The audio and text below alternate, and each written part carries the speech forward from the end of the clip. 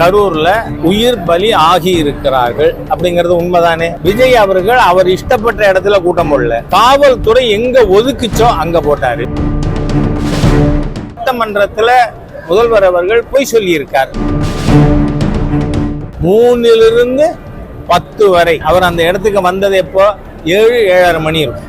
அப்போ 3 to 10 அவர் எப்போ வந்தாலும் டயத்துல வந்தாருன்னு தானே அர்த்தம். அப்போ சட்டமன்றத்தில் முதல்வர் பொய் சொல்லலாமா? பீகார்ல நிதிஷ்குமார் பிஜேபி கூட்டணி கூட தமிழ்நாட்டிலேயும் அந்த தொகுதி பகிர்ந்து சரிபாதியா இருக்குமா?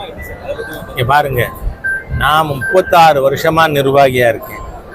கூட்டணி பற்றியோ தொகுதி பற்றியோ நான் இதுவரை பேசியது இல்லை, இன்னைக்கும் பேச மாட்டேன். ஏன்னா சென்ட்ரல் பார்லிமெண்ட் போர்டோட அதிகாரம் அது என்ன முடிவெடுக்கிறாங்களோ அதை செயல்படுத்துற அதிகாரம் என்ன, அவ்வளவு.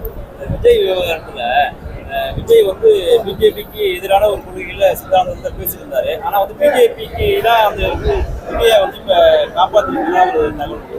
நீங்க பாருங்க, எல்லாம் இஷ்யூ பேஸ்டு.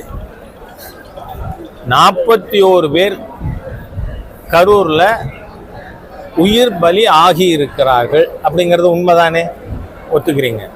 அதுக்கு யார் காரணம்?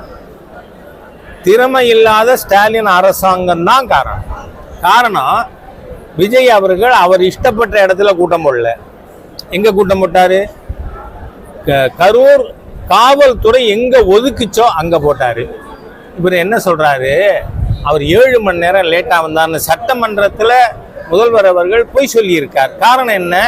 அதை நீங்க உங்க மாதிரி ஊடகங்கள் அவங்க கொடுத்த பெட்டிஷன் அனுமதிக்காக கொடுத்தத அவர் என்ன சொல்லியிருக்காரு? அதுல 3 to 10 வரை அவர் அந்த இடத்துக்கு வந்தது எப்போ 7-7:30 மணி இருக்கும். ஏன்னா 8 மணிக்குள்ள எனக்கு தொலைக்காட்சி நண்பர்கள் இந்த மாதிரி துரதிருஷ்டவசமான சம்பவம் நடந்திருக்கே அப்படின்னு கருத்து கேட்டாங்க. அப்போ அவங்க ரிட்டன் பெட்டிஷன்ல அவங்க அனௌன்ஸ் பண்றது, கட்சி நோட்டீஸ்ல போடுறதெல்லாம் விடுங்க.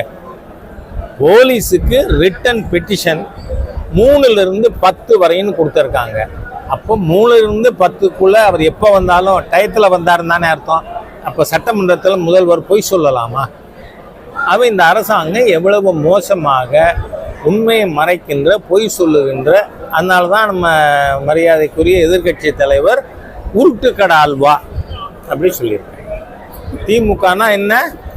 உருட்டுக்கடை அல்வா அப்படின்னு. அதனால கேவலமான அரசுங்க.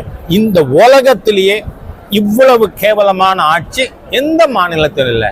நீங்க உத்தரப்பிரதேச எதுக்கு எடுத்தாலும் சொல்லிட்டு இருந்தீங்க. முன்ன காங்கிரஸ் ஆட்சியில் இருந்தப்ப அதுக்கு பேரு பிமாரு ஸ்டேட்டுன்னு. பீகார், மத்திய பிரதேஷ், ராஜஸ்தான், உத்தரப்பிரதேஷ். ஹிந்தியில பீமார்னா என்ன அர்த்தம்? நோயின்னு அர்த்தம். இந்த 4 மாநிலங்களும் பிமாரு ஸ்டேட்டு, பொருளாதார ரீதியா நோய்வாய்ப்பட்ட மாநிலங்கள்னு. ஆனா இன்னைக்கு ரெவென்யூ சர்ப்ளஸ் ஃபர்ஸ்ட் ஸ்டேட் எது இந்தியாவில்? உத்தரப்பிரதேஷ், செகண்ட் குஜராத். ஆகவே அந்த அளவிற்கு திரு யோகி ஆதித்யநாத் அவர்கள் படித்தவர், விஷயம் தெரிஞ்சவர், பிஎஸ்சி மேத்தமேட்டிக்ஸ் டிகிரி வாங்கினவர், சும்மாவானும் படிக்காமலே டாக்டர் பட்டம்னு சொல்லிக்கின்றவர் இல்லை. அதனால யூபி நிர்வாகம் பிஜேபி வந்த பிறகு நல்லா இருக்கு. இந்தியாவில் first state. Are you not அஷேம்டுன்னு கேட்குறேன்னா மிஸ்டர் ஸ்டாலின், உங்களுக்கு வெக்கமா இல்லையா நீங்க சிஎம்மா இருக்கிறதுக்கு? ஆகவே மிக மோசமாக மக்களை ஏமாற்றுகின்ற திறமை இல்லாத தீய அரசு தமிழக அரசு. அதனால உடனடியாக விவசாயிகளோட நெல் மழையில நனைஞ்சு போனா ஈரப்பதம் 17 இருக்குமா? கூடத்தான் செய்யும்.